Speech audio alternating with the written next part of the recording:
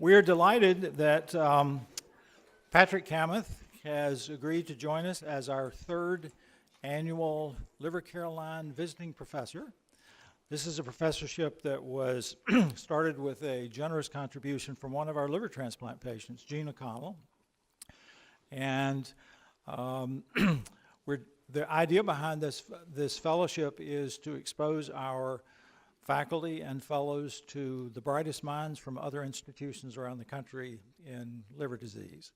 And certainly you'll hear that Patrick is one of the bright lights in this specialty around the world.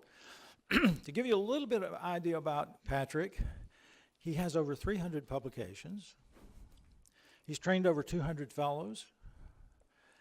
And he has made a profound impact on the way we practice liver disease. To give you two examples, in 2001 he wrote a landmark paper describing a prognostic model for determining the outcome of patients with end-stage liver disease.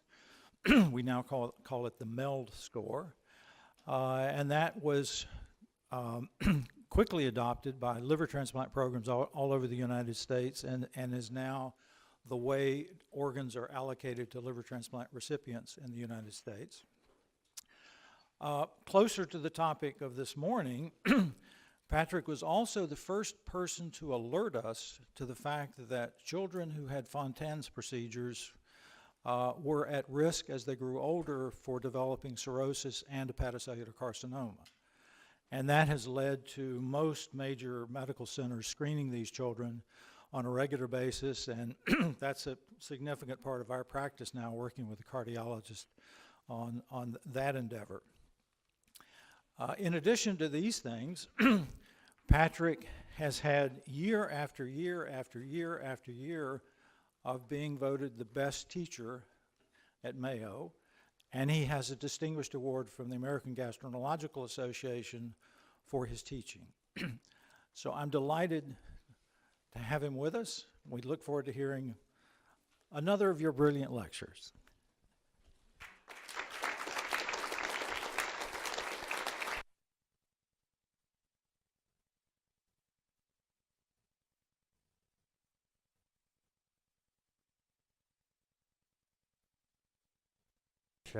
Bob, for that very kind introduction. Privileged to be here.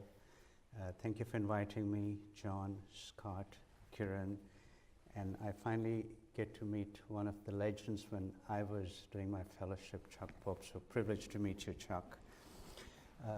So we go a long way back, but only through correspondence. But I used to follow a lot of what Chuck used to do. So in today's talk, I will go over the liver in heart disease. Just wondering, are there any medical residents here? Good. Okay, so I'm going to put up some questions. Please feel free to respond. If you don't, that's okay. I'll give you the answer. I won't pick on anyone. I have no conflicts. I have to acknowledge some of the material I'm using from some of my colleagues at Mayo and from George Louis, who's at Stanford. So let's start off with a case, okay? This is a 73-year-old male, has had a previous myocardial infarction and ventricular tachycardia. So this patient has been referred to us for mildly elevated AST, ALT, and alkaline phosphatase. The CAT scan shows a white liver. The chest CT shows fibrosis. So this is a non-contrast study. You can see that the liver is white, brighter than the spleen. So the most likely diagnosis for this, the patient has got ventricular tachycardia and a white liver, is sarcoidosis, chronic passive congestion, Wilson, glycogen storage disease, or amiodarone. Anyone? Medical student? Resident? So that's the hierarchy. Okay, residents? Anyone? Okay, so I want you to remember this. This is classic amiodarone, okay? So why is that? Amiodarone is 37% by weight iodine. So 100 milligrams of amiodarone will have 37 milligrams of iodine. The normal dose of amiodarone is 200 to 400. The normal daily requirement for iodine is 440 micrograms. So everyone who's on amiodarone has at least 150 times the amount of iodine that they actually need. At the end of the year, that's going to be in the liver. The liver will look white. It'll get to the lungs, and the lungs will get scarred. The thyroid, they get hypo as well as hyperthyroidism. There's also, because you're a resident, remember patient on amiodarone, if the patient with amiodarone says, look, it's very painful sitting down, it's going to be a male patient, it's very painful sitting down. Your diagnosis is this is amiodarone because iodine gets concentrated in prostatic secretions too. So iodine tends to have many problems, causes many problems in patients on amiodarone, okay? So that's your first teaching point. Amiodarone, white liver. There are other causes of a white liver and a non-contrast besides amiodarone. Wilson disease, so metal in the liver will cause a white. Hemochromatosis, genetic hemochromatosis, C282Y, will cause a white liver, but there's no iron in the spleen, so the spleen will look normal. Whereas ferroportin mutation, which is a less common one, which is in the reticular endothelial system, both the liver and the spleen will be white. Okay, that's your next teaching point. And glycogen storage disease. So today's topic is the liver and heart disease, and we classify them under three groups. So there is patient primarily has liver disease, and then you get cardiac manifestations. So that's alcoholic cardiomyopathy and portopulmonary hypertension. There are certain conditions which involve both the heart and the liver, like hemochromatosis, amyloid, and congenital heart disease. But our main focus today is you primarily have a liver disease, and you primarily have a cardiac disease, and now you have a liver disease. What are we going to be talking about? So the topic is hepatic manifestations of cardiac disease. They can be related to drugs, as I showed you. Can be related to viral hepatitis, because remember, congenital heart disease, patients had surgeries in the 70s before we really screened blood that well. So previously they used to have hepatitis B and C.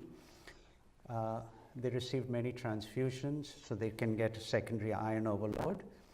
But the topic today, the focus is on congestive heart failure, ischemic hepatitis, and a major portion will be on congenital heart disease. But first, a few basics about the liver. The liver needs 25% of the cardiac output, so the liver requires a lot of blood. The hepatic artery provides 30% of hepatic blood flow, but 60 to 70% of oxygen to the hepatocytes. But the hepatic artery is the sole supply to the bile duct. The bile duct does not get blood from any other source, and you'll see later why that's important. The portal vein supplies more blood to the liver than the hepatic artery, but only 40 to 60% of oxygen. And why does this vary? When you're fasting, the gut does not extract oxygen, so portal venous flow has a high concentration of oxygen.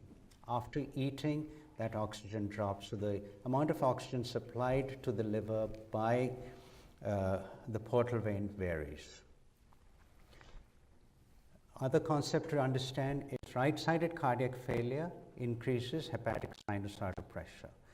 So then portal flow is limited. So then the liver is living only on hepatic artery flow. So anytime you have cardiac failure, living on hepatic artery flow, if you drop the blood pressure for any reason, and I'll talk about that later, the liver gets damaged. And the hepatocytes are vulnerable to ischemic injury because they have a very high metabolic rate. So the patterns of hepatic injury with cardiac disease can be, you can get congestion, so that's either acute or chronic, so it's simple.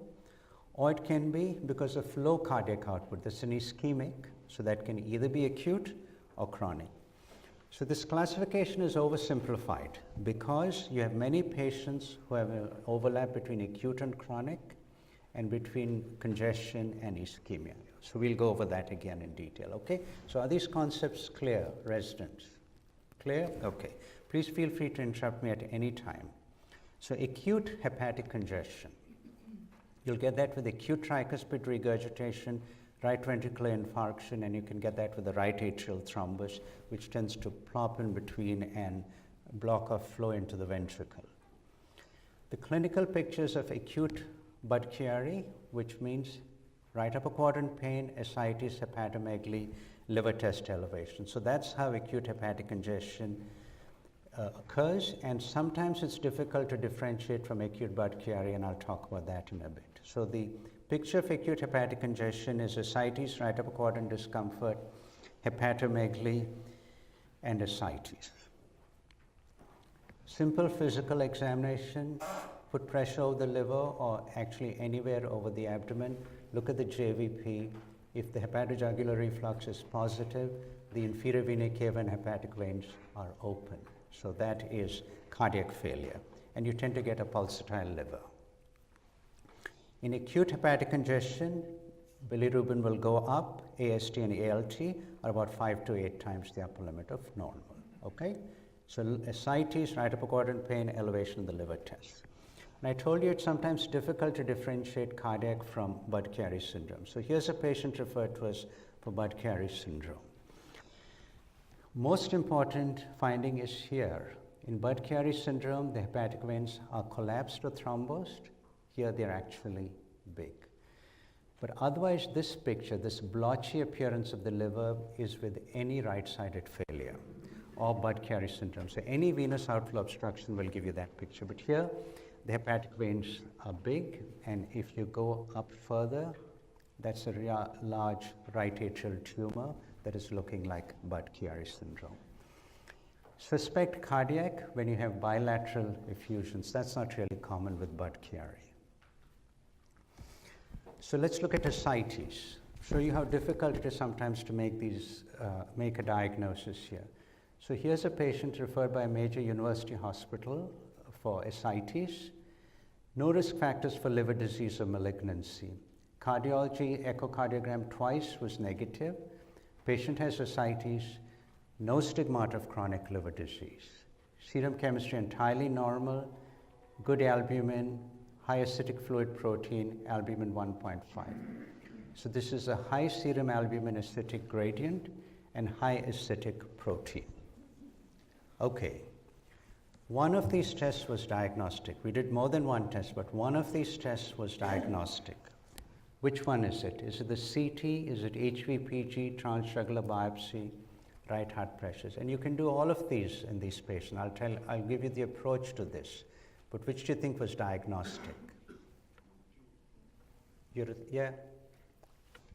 You're saying something? No? Okay.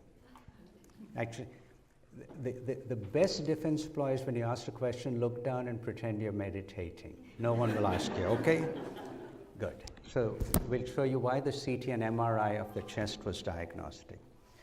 So this patient had hepatic vein pressure gradient. Up to 5 is normal, this is 6, so just minimally elevated, but you can see IVC pressures are high. The liver biopsy looked like hepatic venous outflow obstruction. The CT scan looks like constrictive pericarditis. Always consider constrictive pericarditis in ascites which is not diagnosed. So the fellows know this is my approach. If you have ascites, no diagnosis, $10 test. Get the TSH. Hypothyroidism is a forgotten cause of ascites. So it's very cheap, it's really very rewarding, very easy to treat. If the patient does not have hypothyroidism, pick up a CT scan. They likely have had a CT scan of the abdomen, but don't look at the abdomen, look up into the chest. And so this is a cut of that patient where you can see the constrictive pericarditis in there. Why is it not picked up on echocardiogram? Because resting echo may not show it. You have to infuse saline. So typically, you will diagnose constrictive pericarditis when you infuse about 2 liters of saline, or on cardiac catheterization, you have to infuse saline to get the diagnosis. So cardiologists will also miss it. So you have to have a high index of suspicion for constrictive pericarditis. So what is the use of hepatic vein pressure gradient in patients with cardiac disease? It measures sinusoidal pressure. It's useful for determining causes of ascites. So here's how you interpret it. Hepatic vein pressure gradient is elevated in portal hypertension. If it's pure cardiac failure, it's normal. And the free hepatic vein pressure is elevated because that's right-sided pressure. Cardiac cirrhosis, which is long-standing right-sided failure, the hepatic vein pressure gradient starts rising because now they have portal hypertension and again hepatic vein pressure is elevated. Advantage of that is you can combine it with a liver biopsy. So teaching point, low threshold for HVPG measurement and liver biopsy in undiagnosed ascites. Again, undiagnosed ascites, check the TSH, negative, look at a CT scan, no constrictive pericarditis, do right-sided pressures and get a biopsy. So, which of the following is not a feature of chronic passive congestion of the liver? So, long-standing right-sided failure, indirect hyperbilirubinemia, INR disproportionately elevated compared to other liver tests, AST and ALT elevated greater than 10 times, low albumin, and the answer is AST and ALT typically is not that much elevated. So these are the findings. So chronic hepatic congestion, you'll see these patients, the cardiologists are going to send you these patients, just need to look at it and say, is this related to cardiac failure or not? So in the examination, you've got pulsatile hepatomegaly and ascites. There's an indirect hyperbilirubinemia, typically even before a direct hyperbilirubinemia. And this is because with congestion, bilirubin is not taken up by the hepatocyte. The higher the bilirubin, the worse the prognosis, the worse the right-sided failure. So your liver tells you how bad the heart is. AST and ALT elevation with chronic congestion is usually mild, typically 3 to 5 times the upper limit of normal. Whereas in acute congestion, it's much higher. So that's how you differentiate acute from chronic congestion. Albumin is decreased in these patients. So you have many liver test abnormalities with chronic congestion. The prothrombin time, again, it seems to be a pure prothrombin defect in here. It's prolonged disproportionate to other parameters of hepatic dysfunction. So you're going to have indirect hyperbilirubinemia, AST and ALT elevated less than 3 to 5 times, and you're going to have low albumin and a prolonged INR. All these are features of chronic hepatic congestion. Now we move on to, that was congestion. Questions on congestion, residents? Okay, so acute and chronic, remember, pulsatile liver ascites. So now there's low cardiac output here. So you can get a low cardiac output rather acutely or chronically. So which of these is not a feature of acute ischemic hepatitis? AST and ALT greater than 20 times, associated with right-sided failure, associated with arrhythmias, and zone 1 injury. And the answer is, the wrong answer is zone 1 injury. So typically it's around the central vein, it's a zone 3 injury, which is typical of ischemia. Venous outflow obstruction will cause zone 3 injury, and drugs will cause zone 3 injury. So when you look at a liver biopsy, that's what you think of when you have a zone 3 injury. Zone 1 hepatic injury you can get with viral hepatitis, autoimmune hepatitis. So acute ischemic hepatitis. So remember what I told you about liver flow, portal vein and hepatic artery both give oxygen to the liver. But now you have high right-sided pressure. So there's no portal vein flow. So the liver is living only on hepatic artery flow. And then what happens? You get an arrhythmia and you drop pressure. So now the liver has no blood flow at all. And you get zone 3 tends to be infarcted, okay? And the typical enzyme pattern is a rapid and marked elevation of the AST and the ALT. And the treatment, the cardiologist will send you this, but there's really not that much you can do. They have to fix the heart here. And you do get fulminant hepatic failure, but again, it's very difficult to treat these patients because the heart is bad, so they're not cardiac transplant, they're not liver transplant candidates. So again, this is your teaching point, residents. The course of AST and ALT elevation, just look at the pattern of the labs, will give you some idea of what condition you're thinking of. So liver labs, relatively normal, mildly elevated, go up 20 to 30 times within 1 day, within hours. 3 to 5 times, after 3 to 5 days, comes back, below about 500, that's ischemic hepatitis. So goes into the several thousands within a day, comes back towards baseline but not normal in about 3 to 5 days. That's ischemia. The other condition that causes it is a common duct stone, but there the AST and ALT is less than 1,000. Typically it doesn't go into several thousands.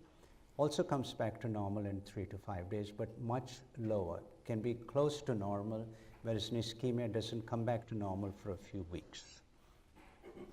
On the other hand, viral hepatitis, there's a gradual increase in the AST and ALT. You get the elevation which plateaus for about a week before coming down. So total period of elevation is about between 2 and 6 weeks. So just the pattern will tell you, is this ischemia, is this stones, is this related to viral or drug-induced hepatitis? So there are criteria for ischemic hepatitis. The elevation of the AST and ALT is rapid but reversible. Typically greater than 20 times, but you can get it several hundred times elevated too. You exclude other causes, and it's in the appropriate clinical setting. So a question all my fellows get, patient has an AST and ALT greater than 10,000, what is your differential diagnosis? So ischemia is 1, acetaminophen is 2, unusual viruses like herpes simplex is 3, and remember muscle injury. So marathon runners, if you check their blood, soon after they've run a marathon, you'll see the AST and ALT in thousands because muscle injury causes that. And of course, crush injury. And if you have a consult on the neurology ward, patients with status epilepticus, where the muscle is contracting all the time, AST and ALT go into the several thousands. So when you suspect AST and ALT, what is the enzyme pattern? LDH greater than AST, ALT greater than AST, troponin elevated, or disproportionate elevation in the BNP, and the answer is the LDH. So this is probably the only situation for liver disease. I'm not talking about lymphoma. This is the only situation in liver disease where you might want to check the LDH because the LDH goes up much higher than the AST. So the typical features of acute hepatic ischemia, the term is called ischemic hepatitis or hypoxic hepatitis. The term shock liver is not to be used because shock is obvious only in about 50% of patients. But essentially we're talking about the same thing, just the terminology is different. So like I said before, they have right-sided cardiac failure and then an arrhythmia and hypotension. LDH elevation is early, so typically ALT elevation is less than the LDH elevation. But because you've dropped blood pressure, there's less hepatic artery blood flow. So there's no portal flow, less hepatic artery flow, so the bile ducts get damaged. So they tend to get a cholestatic pattern of injury, which actually may last several weeks. So you'll see the bilirubin rising and the alkaline phosphatase rising. So immediately after acute ischemic hepatitis, they seem to get better, but then you'll start seeing the bilirubin rising and staying that way for a long time. And that's like chronic hepatic ischemia. So there's low cardiac output. You'll see it in patients with a low ejection fraction and marked elevation in the bilirubin and the alkaline phosphatase going up. So this is an ischemic injury to the bile duct. When I talked about portal vein and hepatic artery, remember if portal vein flow decreases, hepatic artery flow can increase. That's called the buffer capacity of the liver. So the hepatic artery can cover the portal vein. But if hepatic artery blood flow decreases, portal vein flow does not increase. Okay, so only the hepatic artery can compensate. So was that clear, residents? Ischemia and congestion, how you differentiate. Amiodarone, white liver, remember? Male patient may not find it easy to sit down, you know the diagnosis. Shortness of breath on amiodarone is not necessarily cardiac, look at the lungs, okay? Constrictive pericarditis, remember TSH, remember, look at the chest in a patient with undiagnosed ascites. So let's come to congenital heart disease, and this is a group of patients which, it's a very unfortunate group of patients because for the parents and their kid is always one hospitalization away from dying. And the parents really go through a lot, so you require a lot of empathy when you look after these patients. So let's take, this is a 32-year-old female, has had a Fontan procedure. I'll explain the Fontan in a bit. At the age of 2, which is the typical age for the Fontan to be completed, multiple revisions, MRI shows multiple hepatic masses. with delayed washout, which delayed washout for a hepatologist is a bad sign. That for us, that means hepatocellular carcinoma. Liver stiffness is elevated, MEL score is okay, platelets 140,000, AFP is not elevated. So you can see this picture here.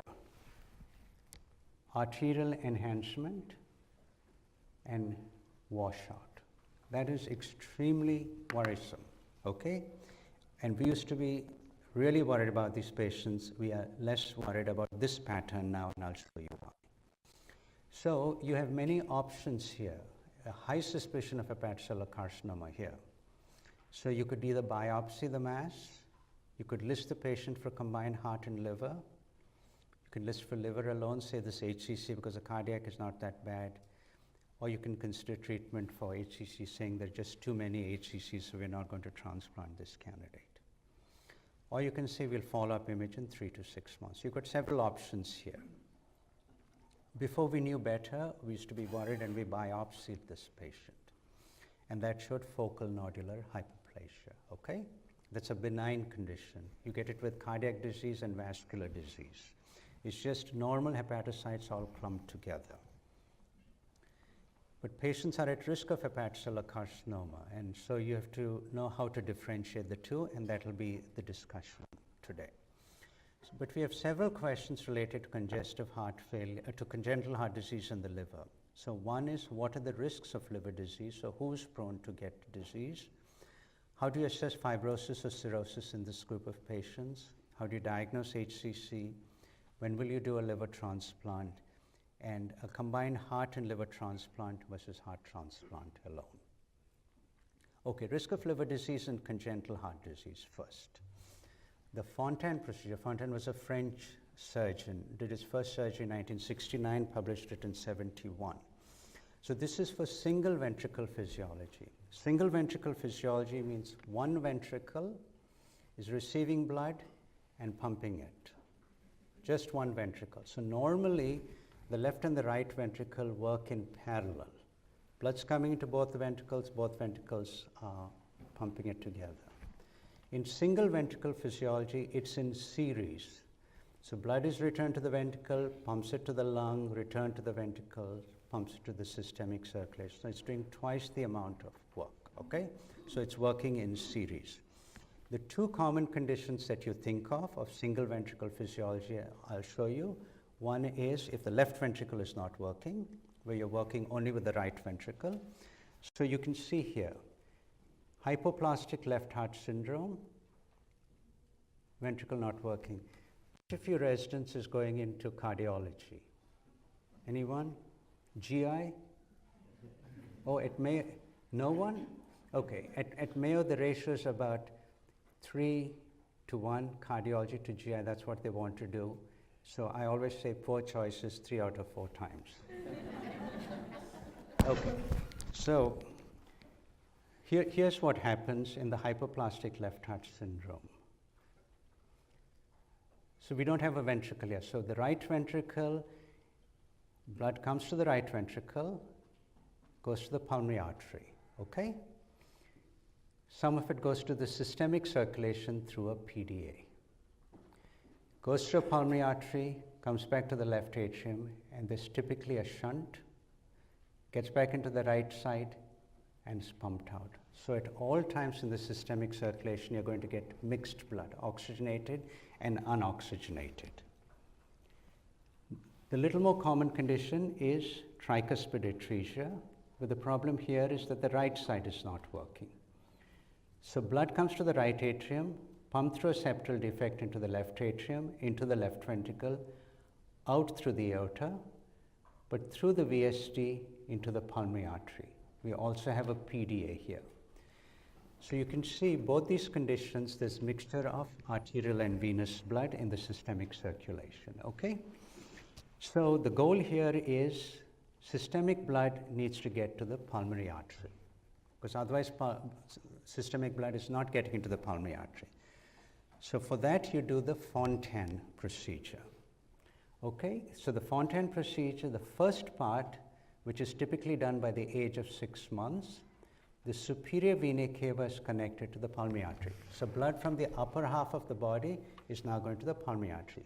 Why don't you take all the systemic blood and put it to the, connect it to the pulmonary artery? Because these lungs cannot handle that extra blood flow. So you have to do it slowly. So by about 6 months, you connect the superior vena cava to the pulmonary artery. And then between 18 months and 2 years, you connect the lower half, the inferior vena cava, to the pulmonary artery. This was the original procedure described, called the atriopulmonary shunt. Superior vena cava to the pulmonary artery is called a bidirectional Glenn, and when you connect this, that's called a completion Fontan. The problem is, this is the atrium. The atrium gets clots, and so clots go into the pulmonary artery and they get pulmonary hypertension. So no longer use the right atrium to connect to the pulmonary artery. Rather, you use a conduit to connect the pulmonary artery to inferior vena cava to the superior vena cava, and that's to the pulmonary artery. Can you see this? This is called a lateral tunnel. That tunnel can be in the heart or outside the heart. Don't need to know the details, just the physiology here. Also, you make a hole in the conduit. This is called a fenestrated Fontan, so that anytime the pressure in the pulmonary artery goes too high, this is a blow-off valve. Because remember, these babies, their lung may not be able to handle that. So you can use either a big opening or a small opening. The small opening closes off with time, gives the baby enough time for the lungs to accommodate. Other end, the big ones have to be closed off by the interventional cardiologist. Okay, so that's the blow-off valve, the fenestrated valve. So blood did not go to the lungs. Now you connect all the blood to the lungs, to the pulmonary artery. So that's the good part of it. When I joined Mayo in 1991, this was the first time I saw the patient. The cardiac surgeon was Gordon Danielson, who probably did the most work in Fontans in the US. A very quiet, very humble man. And almost under his breath, he told me, he said, "We fixed the heart, but tomorrow," he was telling the patient, he said, "Tomorrow, it's my neighbor's problem." And long ago, he told me the liver is going to be a problem, and he pointed to me. And we keep seeing a lot of these patients. I see 3 to 5 of them per week with this Fontan. So cirrhosis is really common in these patients. So understand this. We talked about congestion. So congestion in the liver from right-sided cardiac disease. But typically, it's pulsatile flow. When tricuspid regurgitation, the ventricle contracts, blood flows into the liver. But during diastole, the liver is relaxing. So the liver gets a breather in diastole normally, but not with a Fontan, because a Fontan is a tube essentially connecting the pulmonary artery to the hepatic vein. So every single millisecond of this baby's life and into adulthood, the liver is feeling right-sided pressure, so the pressure is really high. And that's what causes the problem. So if you have low cardiac output and high pressures, these patients get cirrhosis. This is a study where we followed patients whom we had good imaging. Okay, we have a lot of patients, but we don't follow them so closely. Most of them are followed outside. At 10 years, 1% had cirrhosis, 20 years, 6%, and at 30 years, 40% have cirrhosis. It's very difficult for the patients, and especially their parents, to take this emotionally, because when they get to see you as an adult, they're so happy, my baby's become an adult. But then you tell them, you know, in 10 years' time, they're going to have cirrhosis, they're going to have hepatocellular carcinoma, and they're going to require heart and liver transplant. And the typical question is, why my baby? Hasn't my baby suffered enough? It's very, very difficult for these patients. So that's the risk. So high right-sided pressure will give rise to congestion of the liver. So how do you assess fibrosis in these patients? So there are diagnostic difficulties. Like I showed you with Budd-Chiari, the liver looks patchy. So all these patients, the liver looks cirrhotic. You can get hypervascular nodules like I showed you before. That's not HCC. Focal nodular hyperplasia is really the most common. It's a benign lesion, but you cannot miss a malignant lesion, and it's difficult to make a difference between the two. So the approach to diagnosing cirrhosis in these patients, go back to your clinical examination, especially residents. Get very good at your clinical exam. Get your CBC and liver tests. Start very basic. Don't go to imaging. It's going to confuse you. And more than anything, it's going to worry the patients and their families. If the clinical examination and liver test suggests cirrhosis, I don't require much for the imaging. I'm going to show you why. Please do not make a diagnosis of cirrhosis. You must have at least 2 supporting lines of evidence. Your imaging is not good enough. Stiffness is not good enough. They're both very misleading. There are some scores. We use these scores. Essentially, both these scores look at platelets decreasing. So low platelets in a patient with cardiac disease, if you don't have any other explanation, likely to be cirrhosis. Platelets are normal, not likely to be cirrhosis. Just simple test. That's better than your MRI or the fibroscan. Elastography is used. So generally, elastography is the best way of looking at fibrosis currently non-invasively. MR is the most accurate. The problem is not everyone has it. It's expensive. Fibroscan is the most widely used. The problem is it's operator dependent. You have to be good at it. If you've got ascites, obesity is not very good. And most important, you don't have any liver image orientation. So look here with the MR, we can tell you which area is stiff. That's the spleen. We can tell you which area is stiff. And if we find a spot which is even more stiff, we say maybe that's HCC. But fibroscan, it just tells you stiffness. You don't have any image orientation in these patients. But all these tests are very good, but probably not for Fontan-Associated liver disease. Typically, we'd say greater than 13 kPa suggests cirrhosis and greater than 21 portal hypertension, typically. There's another test, which we won't get into, acoustic radiation force impulse, or MR elastography. More than 5 suggests cirrhosis. But the studies that we are doing shows that elastography correlates really, just tells you there's a lot of congestion in the liver. It's not a really good, there's no real good correlation with fibrosis here. So the MRE or fibroscan is inaccurate in multiple situations. If you're not fasting, got cholestasis, obesity, alcohol, inflammation, inexperience. But the big one here is congestion. Just fluid filling the liver makes the liver stiff, and you think that's fibrosis. So don't diagnose cirrhosis just on the basis of stiffness. So when do I suspect the patient has cirrhosis? If the patient has congenital heart disease and variceal bleeding, I'm convinced. Ascites, you can get with cardiac disease, encephalopathy, sometimes a little difficult. I won't get into it. Children have a lot of behavioral issues. Alcohol and drug use is also high in this population. Examination, splenomegaly is difficult because with congenital heart disease, you get a lot of changes in the spleen. With their cardiac failure, they tend to have skin changes. If it's clear spider nevi, yes, but sometimes you see change in the skin, you're not quite sure. So physical exam, really not that much. Thrombocytopenia, yes. That convinces me they have cirrhosis. AST and ALT doesn't. Low albumin or elevated INR, they tend to get protein-losing enteropathy, so again, that doesn't help you. If the imaging shows me collaterals, I'm convinced that's cirrhosis. And if the endoscopy shows me varices, again, I'm convinced we have cirrhosis. So here's how I generally approach these patients. Do good history and physical exam, liver profile. If they've got variceal hemorrhage, ascites encephalopathy, I'm strongly thinking cirrhosis. And then I also look at the labs, platelet less than 100, nodular liver, varices on endoscopy. That convinces me patient has cirrhosis. We don't get a biopsy. At the end of history and physical exam and liver profile, I'm not quite sure, then we may get fibrosis assessment markers.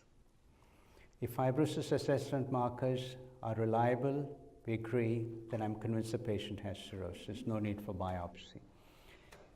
But if I'm not quite sure at the end of it, the fibroscan assessment is confusing me, we may get a liver biopsy. The liver biopsy is also not that reliable. And you might ask, why do we do the liver biopsy? Because the cardiac surgeons sometimes want that. They're still convinced that the gold standard for diagnosis of cirrhosis is the biopsy. Probably not, but we sometimes have to keep our colleagues happy. So transjugular biopsies are very difficult in these patients. Remember, the Fontan is not a straight shot, so be careful about transjugular biopsies. So there are practical issues here. Even if we say we have cirrhosis, I'm only worried if they've got portal hypertension or HCC. Hepatic fibrosis is invariable at 10 years. Goldberg from, not our liver Goldberg, the cardiac Goldberg at UPenn, biopsied routinely patients 10 years post-Fontan, all had fibrosis, okay? All seem to have significant fibrosis. Thrombocytopenia is often more meaningful to diagnose cirrhosis than elastography, and the scores that we have, again, are probably more accurate than MRE. We are looking at it, but that's what it looks like. So now that you've diagnosed cirrhosis, how do you diagnose HCC? So you get benign hyperenhancing masses that may demonstrate washout, and you think they're HCC, but you also do get HCC. We look for portal phase washout. I'll show you the images, a mosaic architecture and an elevated alpha-fetoprotein. HCC diagnosis is difficult. So this is a paper we recently published on that. So we have 3 different types.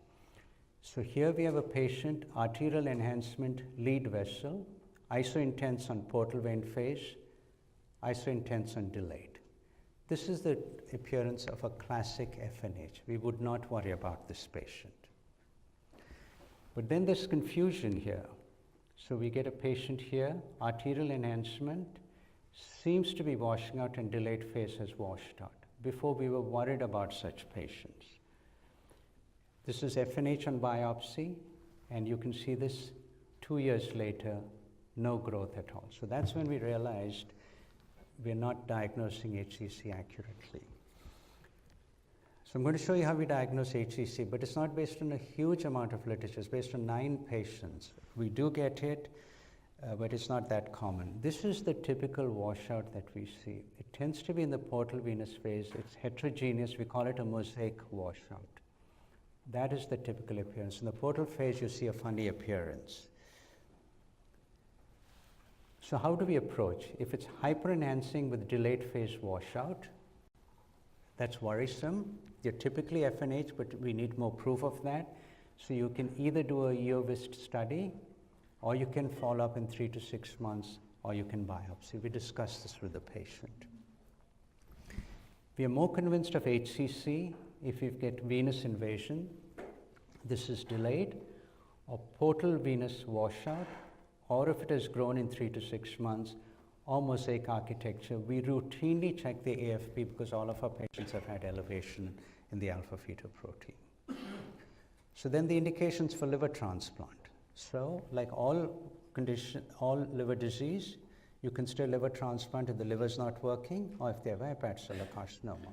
So same holds good for Fontan-Associated liver disease. The question is heart and liver versus heart transplant alone. So this is the society recommendations, the Cardiac Society recommendations for cardiac transplant in the Fontan. That's if a Fontan is failing, if they've got intractable arrhythmias, protein-losing enteropathy which you're not able to manage, thromboembolic events, progressive cyanosis, and portal hypertension or HCC. So in other words, they're saying anytime you have to do a liver transplant, do a heart transplant.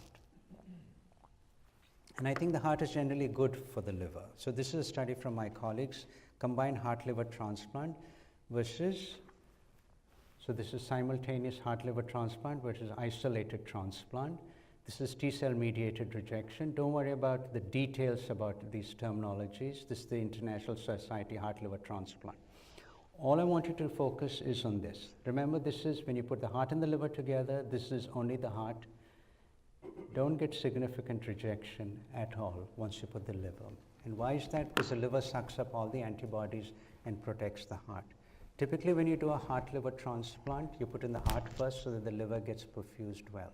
But in these patients, we'll put in the liver first so that all the antibodies are sucked up. Then you put the heart in so the heart is protected. It would be very good at surgery, very close coordination required. So when should we do a combined heart and liver transplant? If you have portal hypertension and hepatocellular carcinoma, you require a liver transplant. And if you require a liver transplant in these patients, it should be combined with a heart transplant. Sometimes you can get by with a heart transplant alone, but if they're highly sensitized, which means they've got antibodies against practically everyone, you get patients who are 90% antibody positive, which means they can get only 10% of organs available, and that's very difficult. So in these patients, if you're not quite sure, we'll move towards a combined heart-liver transplant. But on the other hand, if you have cirrhosis and your liver function is excellent, you don't have to do a liver transplant. They can get by with a heart transplant alone, and you can get by with heart surgery alone. Some areas of uncertainty, significance of hepatic fibrosis. I don't worry about hepatic fibrosis. Everyone gets them. Liver biopsy, not very good. It tends to be very patchy. Hepatic vein pressure gradient, the actual measurement, we don't know about here. Again, we've not found it to be very useful in determining prognosis in these patients. So we're back to good old clinical examination in these patients. When do we screen for HCC? It's related to how the Fontan is working, but typically after 10 years, we will get annual liver imaging. And it's not absolutely clear what the criteria for combined heart-liver versus heart transplant alone are. Okay, so residents, take-home message. Cardiac failure, patient has liver test, abnormalities, think of drugs, cardiac failure, low output. In Fontan-Associated liver disease, hepatic outcomes are related to complications in HCC. That's what you should be worried about, less about whether there's fibrosis or not. Diagnosis of cirrhosis is difficult, maybe inaccurate. Biopsies, it tends to be patchy, so biopsy is also not a gold standard. If you get fibrosis or cirrhosis, does it mean the liver requires fixing? The cardiac surgeon can still do a heart transplant. And if you do a liver transplant in Fontan-Associated liver disease, always combine that with a cardiac transplant. Thank you.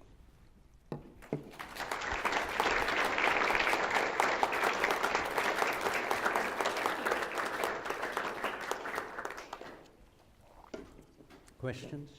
I think we have 10 minutes for questions, right?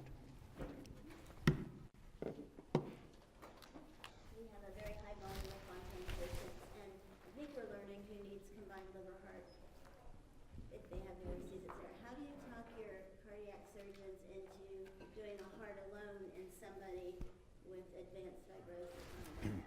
What's your trick?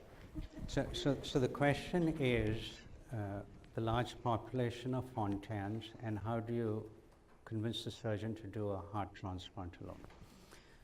So there are theoretical issues and there are the practical issues. So if the liver is functioning well, they've just got scarring, we'll say you can get by with a heart transplant alone. That's the theoretical issue. That is, the liver is good enough to take the heart transplant.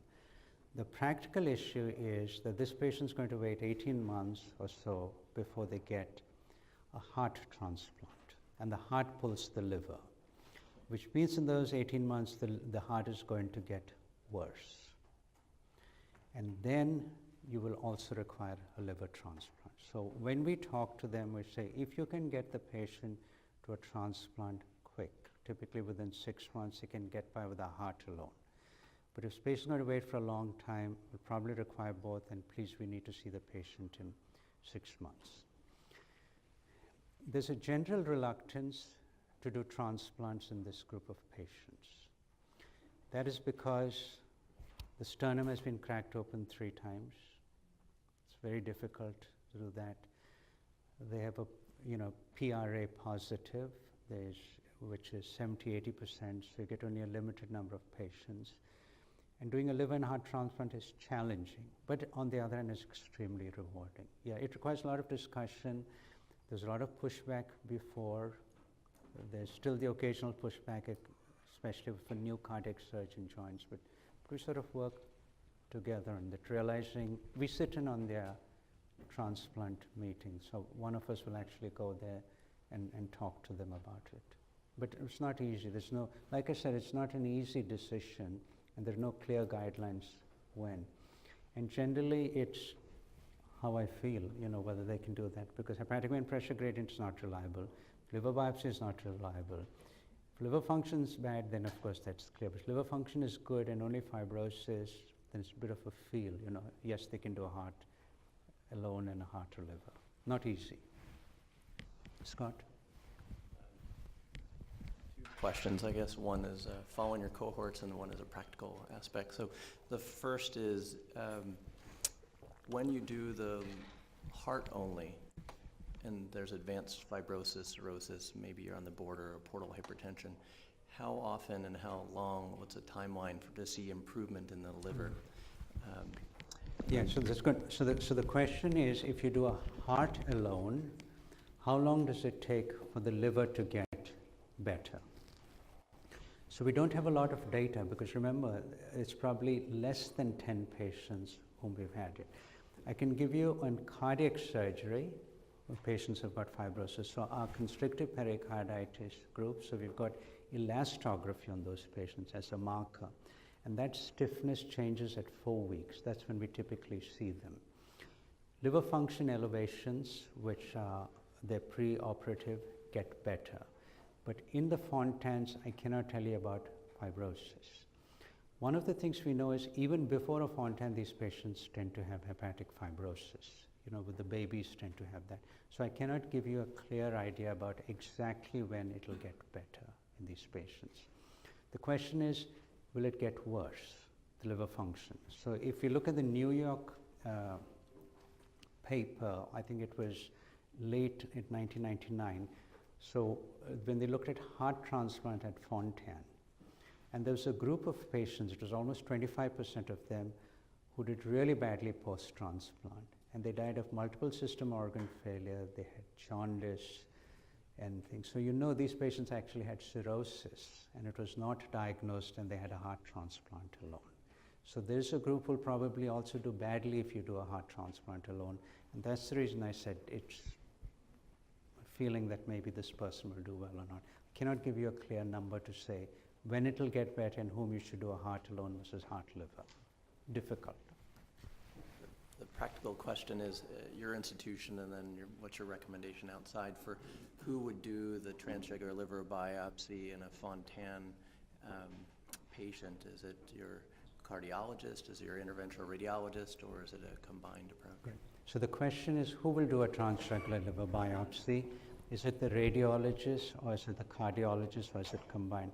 So in general, we do not want our interventional radiologists to do it. I mean, they're extremely good, but we don't want them to do it. Because occasionally you have to go in from the left side. Like I showed you, it's not a straight shot in there.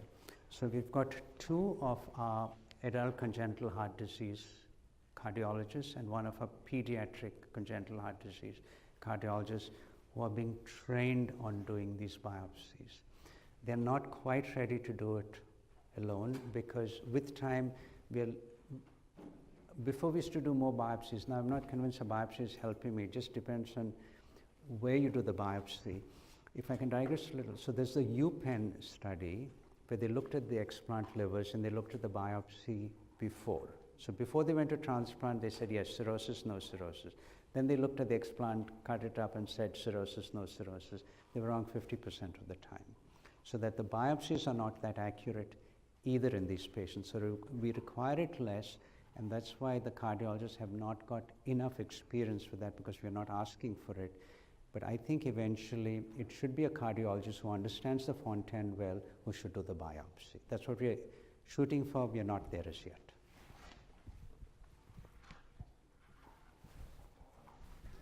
I wonder, in your practice, do you see Fontan patients who do not have signs of liver disease? And the follow-up question is, why do you think some Fontan patients never develop liver disease? Good. So the question is, do Fontan patients not develop cirrhosis, and why is that? So I think if you follow them long enough, the percentage of patients with cirrhosis will increase. So at the age of 30, 40% will have cirrhosis. That means 60% will not. I think it's related to how well the heart is functioning at that time. So we know cardiac function is good. So the Fontan is working well. Typically a Fontan gradient more than 15 is not working well. So Fontan's not working well, higher risk of cirrhosis. Fontan's working well, lower risk of cirrhosis. And that informs how closely you follow these patients. So typically we will look for cirrhosis 10 years post-Fontan, but if a Fontan's not working, as early as 5 years we'll do it. It's completely related to how well the heart is functioning. So we tell all our patients, when they come to us, they ask about the future, I say it depends on your heart. If your heart's not working well, your liver won't work well. Now, I never quite understood, which is a follow-up to your question, why on a liver biopsy in these patients we would never see inflammation. So typically we think hepatitis, inflammation, fibrosis, inflammation, hepatocellular cancer. In these patients, no inflammation, intense fibrosis, no inflammation, aggressive hepatocellular cancer. So my colleague Vijay Shah, who studies hepatic fibrosis, I said, help me understand. So we ligated the inferior vena cava and looked at the sinusoids. So the sinusoids are dilated and they have a clot. So that fibrosis is either related to sinusoidal dilatation or to a clot. So we looked at the clot first. If you anticoagulate these animals, no fibrosis. We use animals who do not clot, ligate the IVC, no fibrosis. On the other hand, if they are the wild type animal, they get intense fibrosis. So clotting is important. And if you look at our patients, those who are put on anticoagulation for some reason, typically they get atrial arrhythmias, they probably have a lower risk of fibrosis. So I look for an excuse to anticoagulate these patients. So heart working well on anticoagulation, probably lower risk of cirrhosis. Heart not working well, I think it's the main reason, and maybe clots within the sinusoids, high risk of fibrosis.